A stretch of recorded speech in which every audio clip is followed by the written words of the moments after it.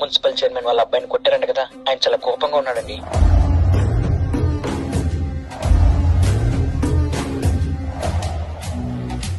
Sir నిన్ను కొట్టారు కదా సత్య, వాళ్ళ నాన్నని తీసుకొస్తున్నారు సార్.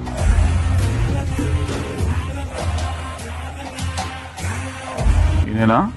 నేనే డాడీ. సార్ మీ వాడే.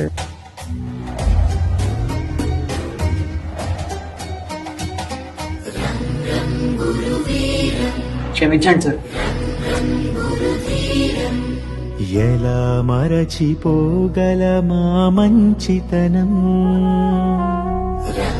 తల్లి, తండ్రి, గురువు, దైవం అంటారు. దైవం కన్నా ముందు స్థానం మీది. మీరు తప్పు చేసి ఉండరని నా నమ్మకం సార్.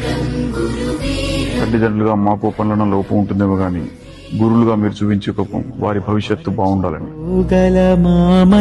పంటలు బాగా పండాలంటే రైతులు ఎరువులు చల్లాలి. దేశం బాగుపడాలంటే మీలాంటి గురువులు తప్పు చేసిన విద్యార్థుల మీద బెత్తం జులిపించాలి.